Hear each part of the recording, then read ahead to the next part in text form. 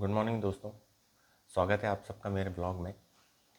कल कल तक मैंने आपको ये बताया था कि एक डोमेन मैंने ख़रीदा है और उस पर मैंने एक टूल वेबसाइट का एक टूल जनरेट कर लिया है। ये टूल जब मैंने जनरेट किया तो मुझे बहुत खुशी हुई, क्योंकि वाकई में ये लाइफ में फ़र्स्ट टाइम है जब मैंने प्रॉपरली डोमेन रजिस्ट्रेशन किया और व्लॉग चैनल तो नहीं बोल सकते उसको, टूल वेबसाइट जो है उस टूल वेबसाइट के लिए एक टूल बनाया है, एज कैलकुलेटर।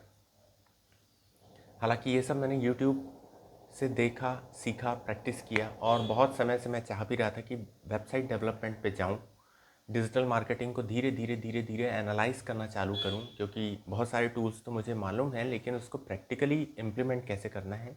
क्योंकि हमारे आजकल जो भी बिजनेसेस हैं ना, वो सब के सब डिजिटल मार्केटिंग पर ही डिपेंड है। जैसे मैंने आपको बताया कि मेरे पास स्कूल है, म्यूचुअल फंड है, SBI लाइफ है, बहुत सारे ऐसे बिजनेसेस हैं जिसके लिए हम डोर टू डोर कितना फॉलोअप करेंगे। यदि हमारे कस्टमर हमसे ये बोलते हैं कि हम आज नहीं कल मिलेंगे, तो फिर आप कल जाएंगे, और कल भी नहीं मिले तो परसों जाएंगे, और परसों भी नहीं मिले तो आप बोर हो जाएंगे, और आप इस तरह से करते करते उनका पीछा नहीं कर सकते।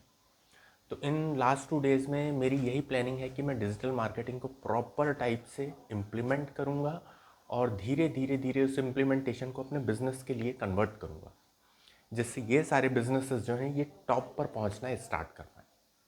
अभी मेरे स्कूल में एडमिशन्स का माहौल है, और स्कूल के लिए तो फिर सीधी सी बात है कि उसके लिए तो 1-to-1 लोकल लेवल पे सर्वे करना ज़्यादा अच्छा रहता है, प्रॉफिटफुल रहता है, क्योंकि डिजिटल मार्केटिंग के प्लेटफॉर्म को हम यूज़ कर सकते हैं इसके लिए भी।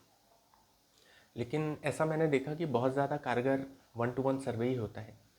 पेरेंट्स आए थे, कुछ पेरेंट्स तो ऐसे हैं भाई जो दोपहर में आने के बजाय, स्कूल टाइम में आने के बजाय शाम के 6-7 बजे आने के लिए बोले। उसका रीज़न ये था, कल की नगर पालिका है हमारे यहाँ, तो वहाँ पे उन लोग जॉब करते हैं, 6 बजे वो छूटते हैं, उसके बाद फिर वो आएंगे। तो कल ऐसे ही एक पेरेंट्स आए और उन्होंने मुझसे बोला कि सर हम 7-8 बजे आ सकते हैं कि आपके स्कूल में? ना बिल्कुल, मोस्ट वेलकम है, एडमिशन्स का टाइम है और मैं हमेशा अवेलेबल हूँ।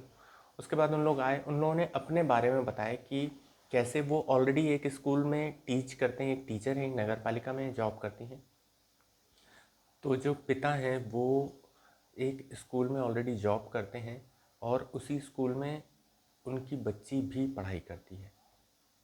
अब यहाँ पे हुआ ये कि वो अपनी बच्ची को चाह के भी उतना ज़्यादा इम्प्रूवमेंट नहीं दे पाए, क्योंकि उस स्कूल की पॉलिसी ऐसी थी कि जो टीचर्स के बच्चे रहेंगे उन पे बहुत ज़्यादा ध्यान नहीं दिया जाता है। तो ये प्रॉब्लम उनके साथ बहुत बड़ी थी। इसी कारण से उन्होंने बोला कि सर हम आपके स्कूल्स में स्कूल में एडमिशन करवाएंगे। मैं बोला ठीक है, हमारे यहाँ भी टीचर्स के बच्चे पढ़ते हैं लेकिन हम उसको बिल्कुल अनबायस्ड रखते हैं। इस तरह से हम लोगों में बहुत डीप डिस्कशन चला, जो हर एक पेरेंट्स के लिए चलना चाहिए। फिर उनने पूछा आपके स्कूल में क्या इम्पोर्टेंट है, और मैंने कई सारी चीज़ें उनके बारे में बताई कि हमारे स्कूल्स में जो है वो बच्चों को पेपर्स कभी भी क्वेश्चन आंसर्स या इम्पोर्टेंट क्वेश्चंस बताए नहीं जाते हैं। वो हमारे यहाँ प्रॉपरली हम प्रिंटेड फॉर्मेट में अपनी मेन कंपनी से बुलवाते हैं। वो paper Sarvodaya international English school Balaghat में रखे जाते हैं, जिसका पता ना टीचर को रहता है ना स्टूडेंट्स को रहता है, और एंड टाइम पर पेपर्स ओपन किए जाते हैं और वो दिए जाते हैं ट्रांसपेरेंसी के साथ। इस कारण से सिलेबस भी बहुत अच्छे से होता है प्राइवेट स्कूल में पूरा हमारा। और इस तरह से काफ़ी सारी एक्टिविटीज़, काफ़ी सारे इंपॉर्टेंट पॉइंट्स मैंने जो उनसे शेयर की, तो फिर वो काफ़ी इम्प्रेस हुए, और ट्रूली हमारे स्कूल में ऐसा होता भी है। फिर ये एडमिशन लगभग 10 बजे रात तक वार्तालाप चला और फिर 10 बजे रात में वो चले गए। लोग अच्छी चीज़ें प्राप्त करना चाहते हैं किसी भी समय, नहीं तो एडमिशन के लिए वो ऑन टाइम स्कूल टाइम में ही आते हैं। लेकिन क्योंकि हमको अपने बिजनेस को आगे बढ़ाना है तो हमको हमेशा जागृत अवस्था में रहना पड़ेगा। जब उनकी सुविधा हो हमें तब देना पड़ेगा। इस तरह से रहता है।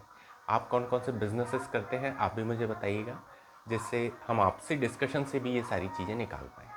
आज के ब्लॉग में इतना ही। अब मैं टूल वेबसाइट्स के लिए पूरा भिड़ चुका हूँ, और मुझे टूल वेबसाइट्स बहुत अच्छी बनाना है, उसको नंबर 1 पे रैंक करना है। मेरे वेबसाइट जब कंप्लीट हो जाएगी तो मैं श्योरली उसकी लिंक इस डिस्क्रिप्शन में डालूंगा। अगले वीडियो तक के लिए थैंक यू वेरी मच। मिलते हैं नेक्स्ट वीडियो में।